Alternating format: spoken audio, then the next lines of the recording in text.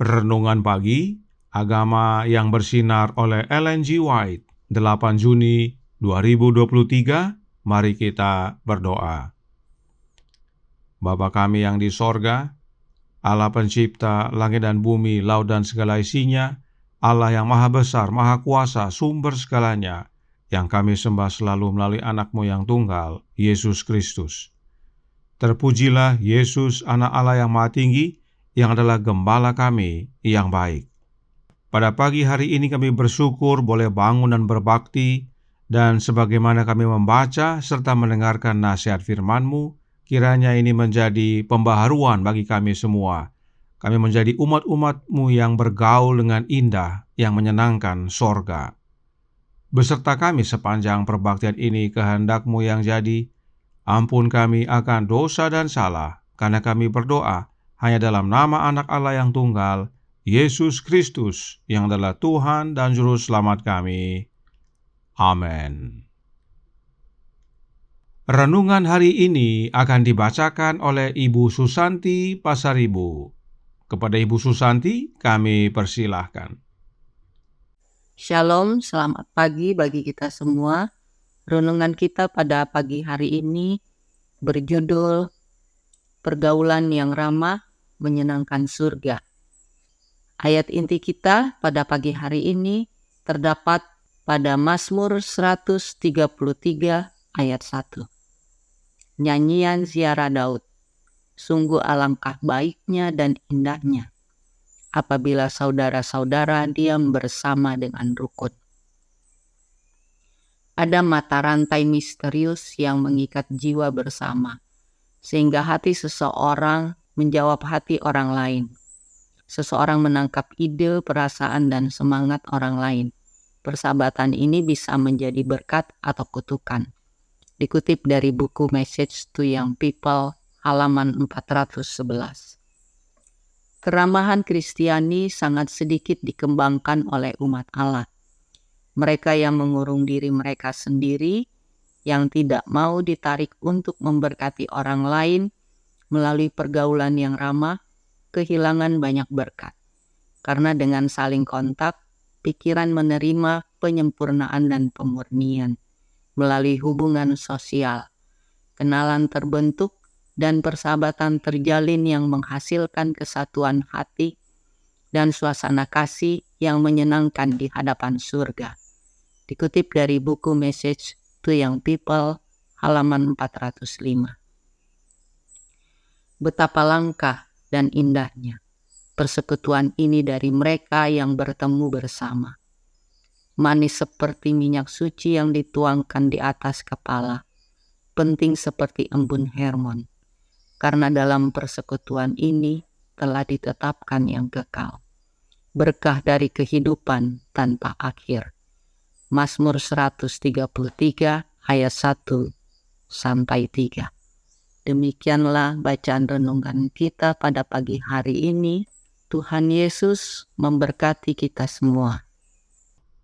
Terima kasih atas penata layanan Ibu Susanti. Tuhan Yesus memberkati. Selamat pagi saudaraku dalam Tuhan.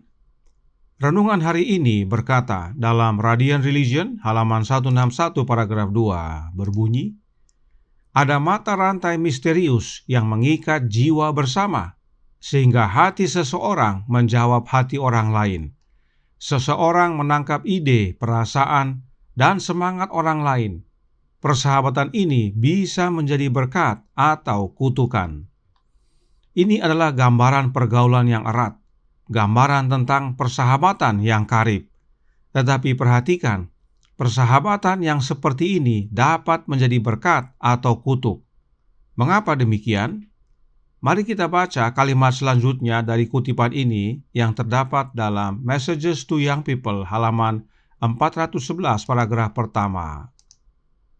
Orang muda dapat membantu dan memperkuat satu sama lain, meningkatkan tingkah laku, watak, pengetahuan, atau dengan membiarkan diri mereka sendiri menjadi ceroboh dan tidak setia. Mereka dapat memberikan pengaruh yang melemahkan moral. Nasihat tentang sahabat karib tersebut memang ditujukan kepada orang muda. tetapi hal itu berlaku juga bagi kita semua. Sahabat karib bukan segalanya, sebab jika sahabat kita tidak setia, maka hubungan persahabatan kita malah membawa kutuk kepada kita, sebab pengaruhnya lebih besar kepada kita dan mempengaruhi kehidupan kita, dan kita pun turut menjadi tidak setia. Itu sebabnya Roh Nubuat berkata dalam suratnya nomor 17 tahun 1894 paragraf 18. Jangan tertipu dengan membayangkan memiliki sahabat karib adalah berkah. Dalam nama Yesus, saya bersaksi, itu adalah jerat. Alihkan perhatian Anda kepada Dia yang pertama dan terakhir dan terbaik dalam segala hal. Sahabat karib itu bukan berkah. Sebab bila sahabat kita tidak setia, maka itu bisa menjadi pengaruh yang membawa kutuk. Karenanya pandangan kita hanya pada Yesus yang adalah pertama, terakhir, dan terbaik dalam segala hal dalam kehidupan kita. Karenanya Roh Nubuat berkata, My Life Today, halaman 276 paragraf 2. Kita harus menjadi satu dengan sesama kita dan dengan Kristus, dan di dalam Kristus satu dengan Allah. Kemudian dari kita dapat diucapkan kata-kata, kamu telah dipenuhi di dalam Dia. Agar kita memiliki dan menjadi sahabat karib yang sejati, kita harus bersatu dengan Kristus, bersatu di dalam Yesus dengan Allah. Yesuslah pokok anggur yang benar. Hanya oleh persatuan dengan Yesus, kita dapat dipersatukan dengan sesama dan memiliki pergaulan yang indah, yang menyenangkan sorga. Dan perhatikan, My Life Today, halaman 276 paragraf 4 berkata, tidak seorang pun dapat menjadi anggota tubuh Kristus, namun tidak aktif.